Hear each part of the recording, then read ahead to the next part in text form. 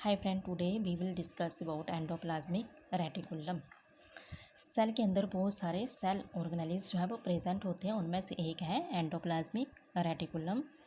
तो today we will discuss about endoplasmic reticulum. Porter propose term endoplasmic reticulum. सबसे पहले endoplasmic reticulum की जो टर्म जो है वो किसने दी है? पोर्टर ने दी है। Porter, Claude and Fullman describe ultra structure of endoplasmic reticulum. और पोर्टर, क्लाउड और फुलमैन ने, इन तीनों ने जो है वो एंडोप्लाज्मिक रेटिकुलम के स्ट्रक्चर को जो है वो डिस्क्राइब किया है। एंडोप्लाज्मिक रेटिकुलम को ईआरबी कहते हैं। Is a network of membrane bound cavities. It provide a system of communication with in the cell. Endoplasmic reticulum जो है वो एक सेल के अंदर जो है नेटवर्क की तरह जो है वो काम करता है। And it provide a system of communication with in the cell. और सेल के अंदर जो है वो ये एक कम्युनिकेशन का जो है वो मटेरियल को ट्रांसपोर्ट करने का काम जो है वो एंडोप्लाज्मिक रेटिकुलम करता है। एंडो मीन्स होता है अंदर, और प्लाज्मिक जो सेल के अंदर जो साइटोप्लाज्म है उसके अंदर रेटिकुलम होता है जाल की तरह जो है वो एक काम करता है। ये जाल की तरह स्ट्रक्चर जो है वो होता है एंडोप्लाज्मिक रेटिकुलम का। लोकेशन, इसकी लोकेशन कहाँ है? Endoplasmic reticulum is almost present in almost all eukaryotic cell. Endoplasmic reticulum जो है वो यूकैरियोटिक सेल में प्रेजेंट होते हैं। Endoplasmic reticulum is absent in prokaryotes and RBC of mammals. Endoplasmic reticulum prokaryotic cell में जो है वो एब्सेंट होता है। प्रोकैरियोटिक सेल वो होते हैं जिसमें जो है मेम्ब्रेन बॉन्डेड ऑर्गेनेल्स जो है वो एब्सेंट होते हैं। और एक आरबीसी ऑफ मैमल्स जो है उसमें भी एंडोप्लाज्मिक रेटिकुलम जो है वो एब्सेंट होते हैं।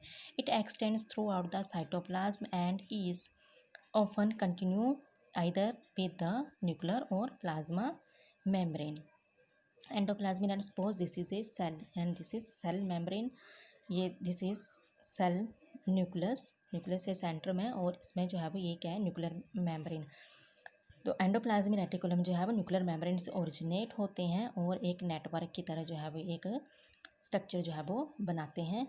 इसके जो साइड में है, it divide the cytoplasm into two compartments. ये सेल के साइटोप्लाज्म को दो कंपार्टमेंट में डिवाइड करते हैं, the cytosol and the cisternal space. Cytosol जो होगी वो साइड वाली जो है, सिस्टर्नी के साइड वाली जो स्पेस है, बाहर वाली स्पेस है, उसे साइटोसोल कहेंगे। और सिस्टर्नी के जो अंदर वाली स्पेस है उसे ल्यूमेन जो है वो कहा जाता है।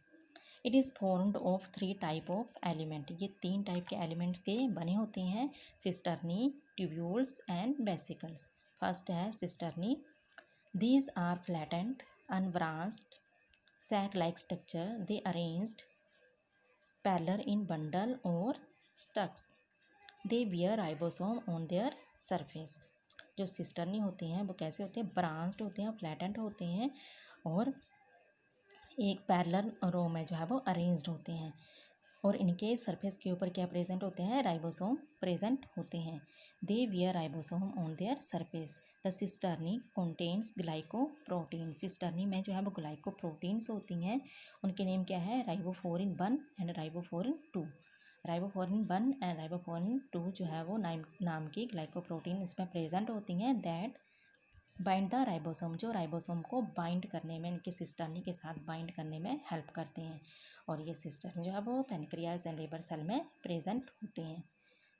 Second vesicle, these are oval rounded vacuole like element. They are also stunted with ribosome. They isolate in the cytoplasmic matrix. Vesicle जो होते हैं वो स्मॉल सैक लाइक स्ट्रक्चर होते हैं, ओवल होते हैं, और सैक लाइक स्ट्रक्चर प्रेजेंट होते हैं इसके साइड में, और इसमें भी राइबोसोम जो है वो प्रेजेंट होते हैं।